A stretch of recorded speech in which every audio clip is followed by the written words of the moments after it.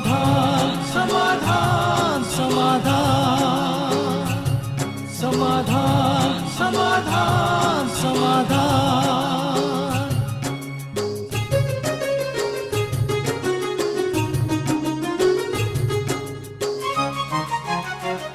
समस्या से उभरना अगर चाहे इंसान, स्वयं के संग सर्व का वो दिल से करे सम्मान। कहता है ये समाधान समाधान समाधान। समस्या से उभरना अगर चाहे इंसान, स्वयं के संग सर्व का वो दिल से करे सम्मान। कहता है ये समाधान समाधान समाधान समाधान समाधान समाधान।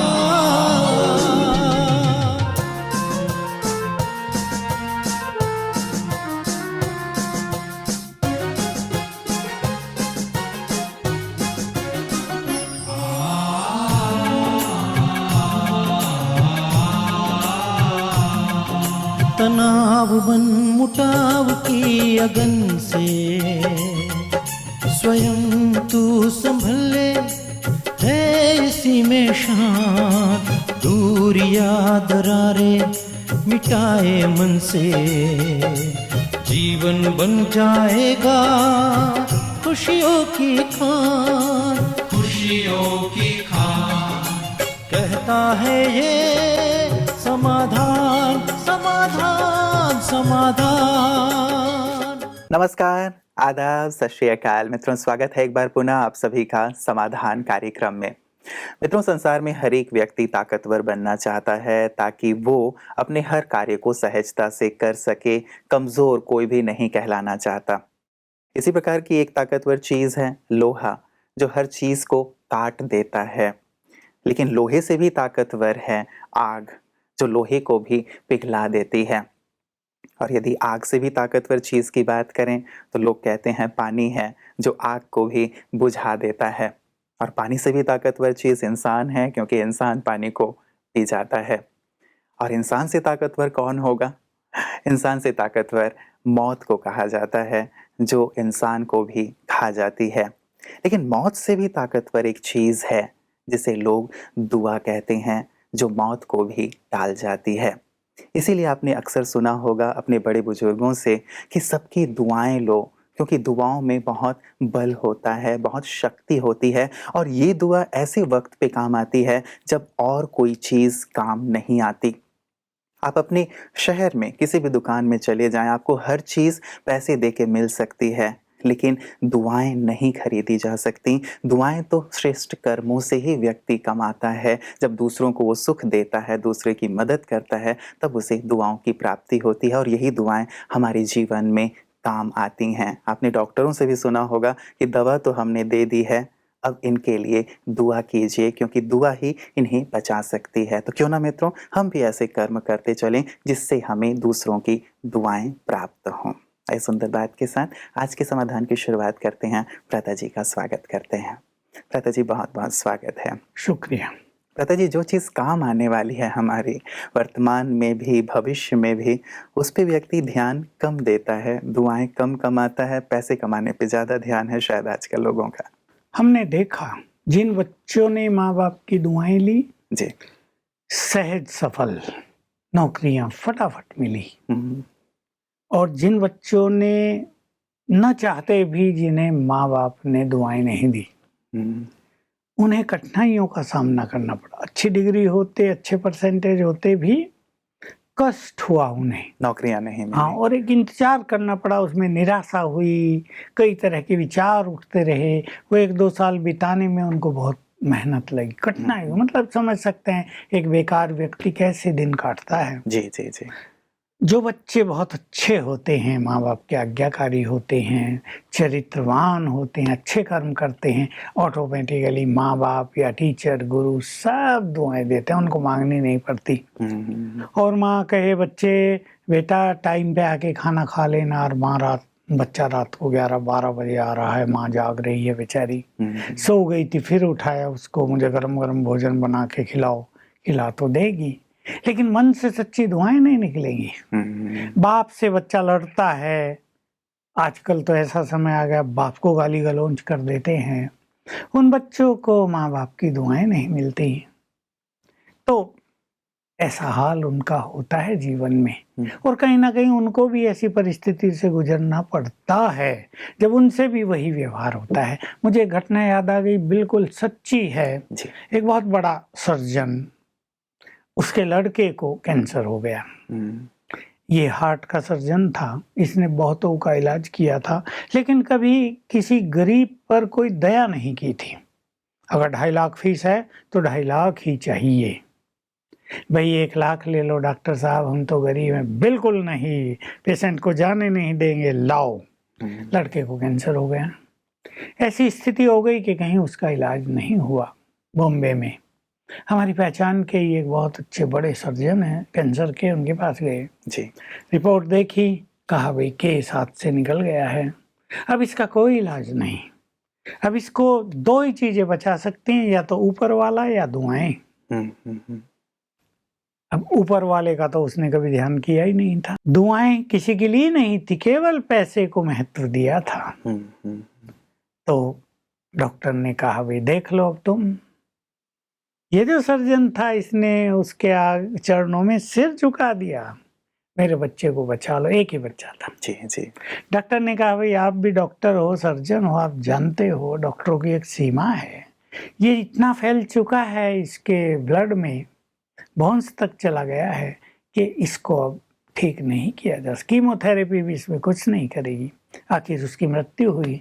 तब उसे समझ में आया कि भगवान से नाता जोड़ना, उससे भी प्यार करना चाहिए, उसके लिए भी कुछ समय देना चाहिए, और किसी गरीब की दुआएं भी ले लेनी चाहिए जी। समय पर वही सच्चे मित्र बनकर काम आते हैं। ऐसे जीवन के हर फील्ड में हम देखते हैं। बहुत सीरियस बीमारी किसको चल रही है, ऐसी बीमारी डॉक्टर कह देते हैं मृत्यु निश्चित है, भाई अब तुम कुछ देख लो क्या करना है, ठीक हो जाता है व्यक्ति। पता चलता है उसके साथ बहुतों की दुआएं हैं, उसने पुण्य कर्म बहुत किए हैं। एक ऐसा व्यक्ति होता है जिसके पास धन संपदा बहुत है, बीमार होता है, कोई कुछ नहीं कर सकता, पता चलता है बहुतों को सताया है इस व्यक्ति ने।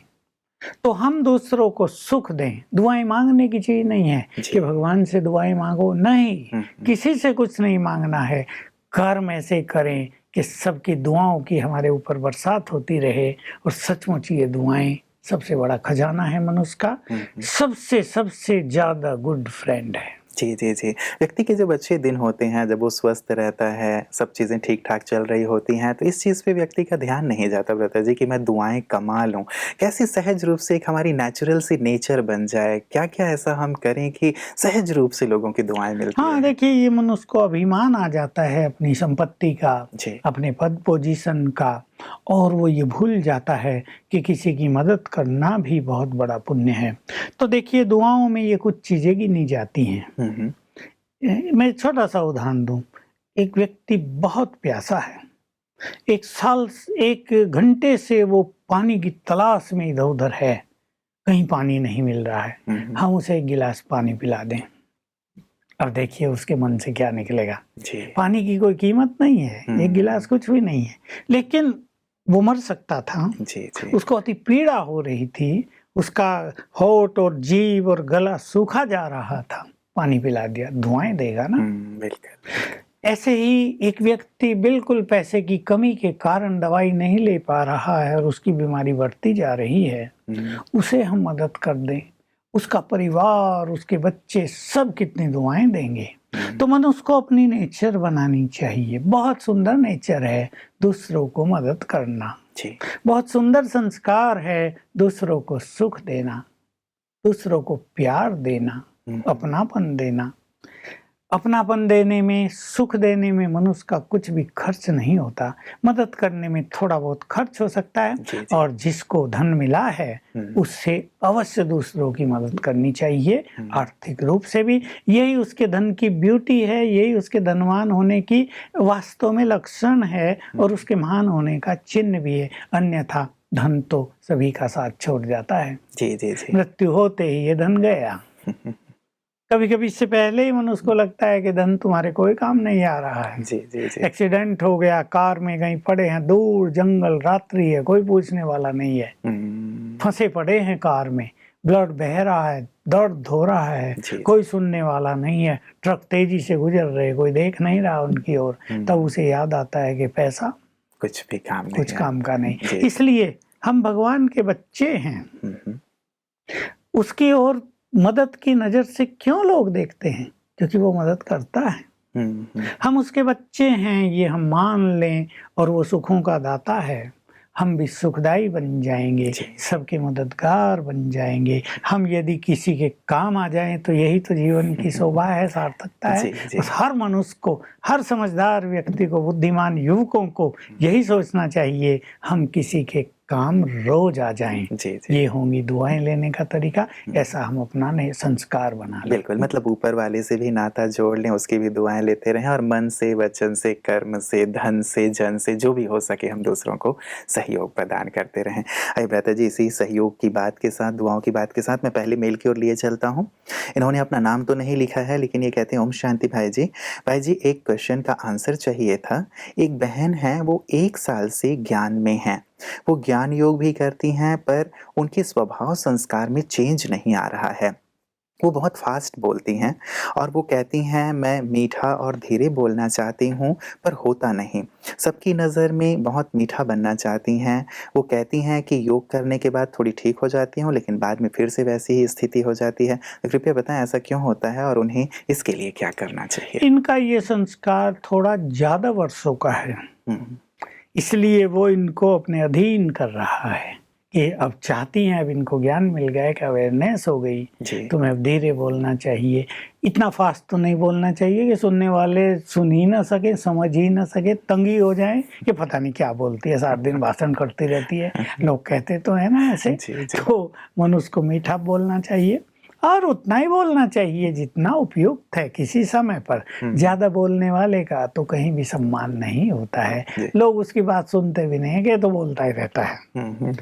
अब इसको ये तो नहीं संभव है कि दिन रात में ये इसका संस्कार भर जाए, लेकिन ये कुछ स्वमान की प्रैक्टिस करें, और अशरीरी होने का अभ्यास सारा दिन करें। और ये साधना ये 6 मास अवश्य करें।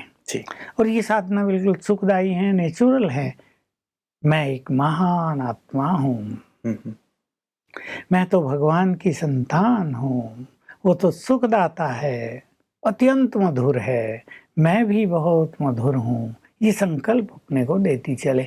मैं विजय रत्न हूँ, मेरी इस माया पर बहुत विजय है, मैं मास्टर सर्वशक्तिवान हूँ, मैं जो चाहे कर सकती हूँ, जो ना चाहूँ वो नहीं होने दूंगी। इन स्वमान का ये अभ्यास करे तो धीरे धीरे आत्मा समर्थ होती जाएगी, और जब ये बोलना नहीं चाहेंगी तो चुप रह पाएंगी। और 6 मास अशरीरी होने का, मैं आत्मा, ये मेरा देह, मैं अलग, ये देह अलग, मैं एक महान आत्मा हूँ। इससे मन की स्पीड स्लो डाउन, और इसलिए बोलने की स्पीड भी धीमी हो जाएगी। बस ये अभ्यास करे, और ध्यान तो इन्हें रखना ही है।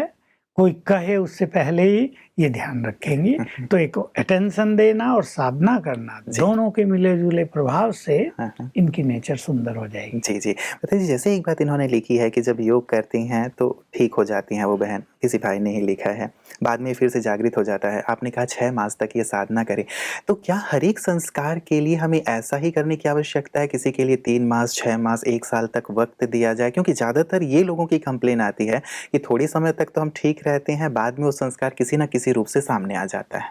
कुछ संस्कार मनुष्यों के ऐसे ही हैं, जैसे क्रोध, जैसे फीलिंग आना, जैसे मुख से कटु वचन बोलकर दूसरों को पीड़ा पहुंचाते रहना। किसी का संस्कार बहुत जिद करने का। मैंने पीछे कहा था, एक माताई बुजुर्ग, मैं बहुत जिद्दी हूँ। दूसरी ने कहा, मैं रूस जाती हूँ। मैंने कहा, तुम्हारे पोतरे हंसते नहीं होंगे, दादी रूस गई। तो कईयों के ऐसे संस्कार होते हैं जो जटिल हैं, जिनकी जड़ें काफी गहरी जम चुकी हैं, बहुत गहराई तक। कई लोग ऐसे हैं जिनको अपने इन बुरे संस्कारों का पता है, और वो चेंज करना चाहते हैं। पर कुछ लोग ऐसे भी हैं जिनको इसकी अवेयरनेस नहीं है और वो कभी चेंज करना नहीं चाहते।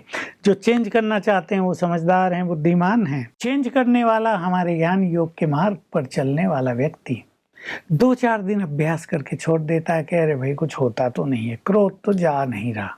लेकिन जैसा आपने कहा यही सत्य है कि 6 मास तक एक अच्छी साधना करनी चाहिए और लक्ष्य भी रखना चाहिए कि मुझे इस संस्कार को ठीक करना है। अगर मेरे अंदर फीलिंग का संस्कार है तो मुझे फीलिंग से मुक्त होना ही है। तो बीच-बीच में ध्यान दें कहाँ मुझे फीलिंग आती है, क्या करना चाहिए कि दूसरे जब कुछ बोलें तो मैं मुस्कुरा कर उसके प्रभाव को समाप्त कर दूं। क्या मुझे करना चाहिए जो मैं शक्तिशाली बनकर रहूं तो दूसरे के किसी भी शब्द का प्रभाव असर मुझ पे हो ही नहीं। तो एक ये चिंतन, दूसरी साधना, दोनों किसी भी संस्कार को लेकिन 6 मास में बदल सकते हैं। बिल्कुल। प्रथा जी, दूसरी बात ये कहते हैं कि एक आत्मा कहती है कि अमृत वेला योग करने से या फिर शाम के टाइम 1 घंटा योग में जब हम बैठते हैं तब उससे जो हमारा सिर है फोरहेड के बीच में, मतलब जहाँ पे आत्मा है वहाँ पे जलन होने लगती है और जब हम वो नहीं करते हैं ठीक हो जाती है। कभी-कभी हाथ में और कभी-कभी फेस में भी जलन होती है, ऐसा क्यों होता है? और योग में तो हमने सुना है कि योग से हमें शीतलता प्राप्त होती है, लेकिन ऐसी जलन की स्थिति क्यों होती है? हाँ, ये कुछ वंडरफुल फीलिंग्स बहुत थोड़े लोगों को हो रही है। इसका मुझे ऐसा लगता है कि एक कारण पूर्व जन्मों की इस तरह की गई साधनाएं भी हैं, जिसमें वो इस तरह की साधनाएं करते रहे कि यहाँ से कुछ बहुत ज़्यादा तेज पूरे शरीर में फैलता है, गर्मी की महसूसता, ठंड न लगे। दूसरा इसका कुछ मेडिकल कारण भी हो सकता है जिसको मेडिकल साइंस तो नहीं जान सकती, कि जब हम यहाँ कंसंट्रेट करते हैं तो ब्रेन में कुछ विशेष रिएक्शन, कुछ विशेष चेंजेस होती हों जिसका असर कभी फेस पर, कभी यहाँ, कभी कहीं किसी शरीर के हिस्से पर प्रतीत होने लगता है। तो ऐसे केस कभी कभी आते हैं। तो एक तो ये योग अभ्यास करने में एकाग्रता के लिए अपने ब्रेन पर स्ट्रेन न डालें, दबाव बिल्कुल न डालें। अगर इनको ज़्यादा नहीं होता तो इतना ही संकल्प करें मैं आत्मा हूँ, ये देह नहीं हूँ, और कुछ आत्मा की क्वालिटीज की फीलिंग कर लें। मैं आत्मा शांत हूँ, मैं आत्मा पवित्र हूँ, मैं बहुत शक्तिशाली हूँ, ऐसा ये करें। लेकिन मैं इनको कहूँगा कुछ दिन के लिए, ये 21 दिन कर लें, दिन में 5 बार 1-1 मिनट के लिए मैं आत्मा हूँ, यहाँ परम पवित्र हूँ, मुझसे पवित्र किरणें, शीतल किरणें ब्रेन में फैल रही हैं, पूरे देह में फैल रही हैं, और कोई बैड एनर्जी जो देह में है वो पैरों से निकलकर जमीन में समा रही है। 1 मिनट जी। जैसे मैं आत्मा पवित्र हूँ, पवित्र किरणें सफेद ब्रेन को फैलने लगी, पूरे देह में फैलने लगी, जमीन में समा गई बैड एनर्जी। ऐसा 1-1 मिनट 5 बार कर लें रोज, 21 दिन तक अवश्य करें और संकल्प करें मेरा ब्रेन, मेरा बॉडी नॉर्मल रहे, बस जरूर फायदा हो जाएगा। जी जी जी। मतलब किसी भी प्रकार के उल्टे अनुभव हो रहे हैं तो ये अभ्यास किया जा सकता है। और बता जी, मान लीजिए पर्टिकुलर किसी अभ्यास से मुझे ऐसी एक अनकंफर्टेबल मैं फील कर रहा हूँ या कर रही हूँ, तो तत्काल क्या उस अभ्यास को छोड़ देना चाहिए? उस अभ्यास को छोड़ देना चाहिए और कुछ दूसरे स्वमान के सहज अभ्यास करने चाहिए। इसमें ये होता है, जैसे मैंने कहा, पूर्व जन्मों में किसने कैसी साधनाएं की हैं, अपने ब्रेन पर स्ट्रेन डाला है बहुत। कई लोग ऐसा करते हैं कि जबरदस्ती आत्मा को विजुअलाइज कर रहे हैं, उस पर कंसंट्रेट कर रहे हैं, हो नहीं रहा है, तो जैसे ब्रेन पे दबाव पड़ रहा है, उससे कई ऐसी गड़बड़े भी होती हैं। इसलिए उसे छोड़कर सहज भाव से स्वमान का अभ्यास करना चाहिए। जी जी जी। प्रथा जी, दूसरा हमारे पास मेल आया है, ये कहते हैं ओम शांति सूर्य भाई जी, जैसे आपने अपनी किसी क्लास में कहा कि मच्छर और चींटियों आदि में आत्मा नहीं है, यदि आत्मा नहीं है तो वो मूव कैसे करते हैं और खाते पीते कैसे हैं, कृपया इस पे प्रकाश डालिए। देखिए, ये ऐसी चीज है, मच्छर और चींटी आदि में आत्मा का स्वरूप है, लेकिन उसकी जो क्वालिटी है वो बहुत ही कम है। यानी एक कॉन्शियसनेस उसमें एक चेतनता है, पर बहुत लो क्वालिटी की, जिसमें केवल वो चल फिर सकते हैं, भोजन कर सकते हैं, कोई उन्हें पकड़ना चाहे तो वो अपना भाग बचाव सकते के लिए हैं। भाग सकते हैं, लेकिन वो कुछ विचार करें, जैसे मनुष्य के पास मन और बुद्धि है वैसी उनके पास नहीं होती, जी। लेकिन आत्मा होती है। ये बाबा ने बताया, आत्माएं नहीं होती हैं ये वृक्षों में, झाड़ों में, जो फूलों के पौधे हैं इनमें, वनों में, इनमें आत्माएं नहीं होती। बाकी जो चल रहे हैं, जो जिनमें कुछ ना कुछ बुद्धि हमें दिखाई देती है कि भाई हम उन्हें पकड़ना चाहें तो भागने लगे हैं, जी। तो आत्मा की कुछ कॉन्शियसनेस उनमें है। बिल्कुल।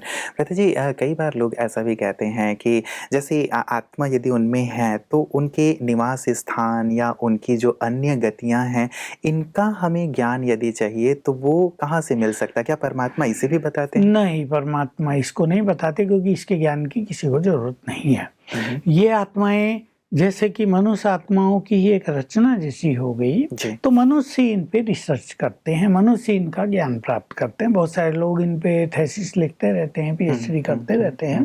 तो ये मनुष्य का काम है, ये परमात्मा का कार्य नहीं है। जी।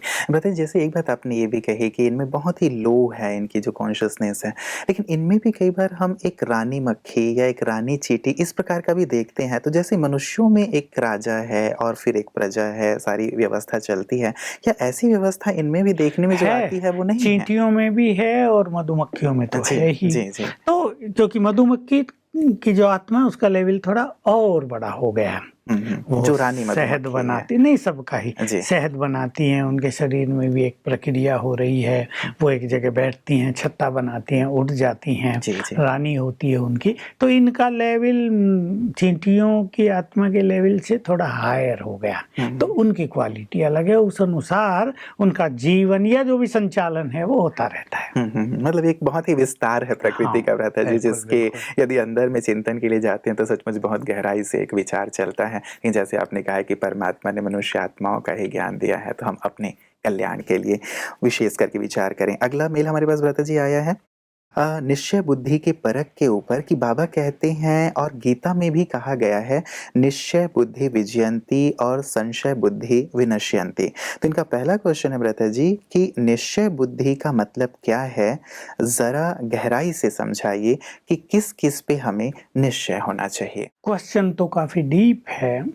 पहला निश्चय स्वयं की शक्तियों में, दूसरा निश्चय परमात्मा के अवतरण में, तीसरा निश्चय ये जो काल चक्र है, सृष्टि चक्र, कि इसका अंतिम समय आ गया है इसमें, चौथा निश्चय भगवान जो कुछ कहता है उसकी हर बात में निश्चय, पांचवा निश्चय ये जो विश्व का विशाल नाटक है इसका हर सीन कल्याणकारी है, हर सीन बदल रहा, जो ड्रामा का संपूर्ण ज्ञान है उसमें संपूर्ण निश्चय। जी। अब ये निश्चय बुद्धि विजयंती का अर्थ है कि अगर हमें ये निश्चय रहेगा कि भगवान ज्ञान दे रहा है, उसकी शक्तियां मेरे पास हैं, कल्प कल्प मैंने इस माया को जीता है, ये उसने बताया ना। जी, जी। इसमें अगर निश्चय है तो माया को जीतने का बल जागृत हो जाएगा हमारे अंदर। और अगर किसी को ये रहने लगे कि बाबा ने तो कह दिया तुम माया को जीत सकते हो, पर माया को जीतना तो बड़ा मुश्किल है, कह तो दिया कल्प पहले जीता था, पर इस कल्प में तो जीतना बड़ा मुश्किल हो रहा है। शायद बाबा हमें सांत्वना देता है, हमें हिम्मत प्रोत्साहित दिलाता करता है, है। बाकी ऐसा तो मुश्किल लग रहा है, तो हार निश्चित है। जी, जी, जी। तो अपनी शक्तियों में विश्वास, जैसे कोई कार्य हम करने जा रहे हैं हम कर लेंगे, तो निश्चय बहुत ही गहन है। केवल ये नहीं कि भगवान आ गया, वो तो आ गया है, लेकिन उसकी हर बात में निश्चय, और जो मैंने कहा मुख्य अपने में निश्चय विश्वास, इसकी जरूरत। जी, जी, जी। यद्यपि बहुत ही गहन विषय है भ्राता जी, चूँकि गीता में भी ये बात आ गई है कि निश्चय बुद्धि विजयंती और संशय बुद्धि विनश्यंती। मैं चाहूँगा कि इस पे गहराई से और आपसे प्रकाश लें, क्योंकि इन्होंने और भी आगे 3 प्रश्न किए हैं, लेकिन आज वक्त इजाज़त नहीं दे रहा है। आज के सुंदर प्रकाश के लिए आपका बहुत-बहुत शुक्रिया। मित्रों, निश्चय एक बहुत ही गहन विषय है। स्वयं पे भी निश्चय, परमात्मा पे भी निश्चय, और साथ ही जो हमारे आसपास घटित हो रहा है उस पे भी निश्चय। आध्यात्मिक विषय है मित्रों, इसलिए बहुत ही गहन है, लेकिन ये हमारे जीवन में बहुत काम आता है, इसीलिए इसे हमें समझने की आवश्यकता है और प्रश्न भी आगे हैं, ज़रूर हम कल समझेंगे भ्राता जी से। और जैसे मैंने शुरुआत की थी मित्रों, दुआओं की सचमुच बहुत ज़्यादा आवश्यकता है हमें। किसी मेरे मित्र ने एक बहुत सुंदर सा मैसेज भेजा था कि बुराई रोमिंग की तरह होता है कि यदि सुनो तो भी चार्ज लगता है और करो तो भी चार्ज लगता है। लेकिन नेकी ऐसी चीज़ है जिसे करने से हमारे जीवन में दुआओं की प्राप्ति होती है और ये एलआईसी की तरह होता है, ज़िंदगी के साथ भी रहता है और ज़िंदगी के बाद भी रहता है। तो नेकी करते चलें मित्रों, क्योंकि नेकी सचमुच दुआएं प्राप्त करने का सबसे सहज ज़रिया है, तरीका है। जब हम दूसरों के लिए भलाई करते हैं तो उनके दिल से भी हमारे लिए दुआएं निकलती हैं और कहते हैं कि संसार में सबसे ज़्यादा रफ्तार दुआओं की है, जो जुबां तक आने से पहले ईश्वर तक और उस शख्स तक पहुंच जाती है जिसके लिए हम दुआ करते हैं, दुआ मांगते हैं। तो क्यों ना दुआओं के अपने खजाने भंडारे भरपूर करते चलें, ताकि जीवन निष्कंटक रहे, किसी प्रकार की तकलीफ या समस्याएं हमारे जीवन में ना आए, जीवन का संपूर्ण रूप से हम आनंद लेते रहें। अपना ख्याल रखिएगा, कल पुनः आपसे मुलाकात होगी। नमस्कार। धैर्य और दृढ़ मनोबल से कर दे तू पल भर में मुश्किलें आसान, कतनी समकरनी के पावन जल से स्वर्ग बन जाएगा सारा ये जहान, सारा ये जहान। कहता है ये समाधान समाधान।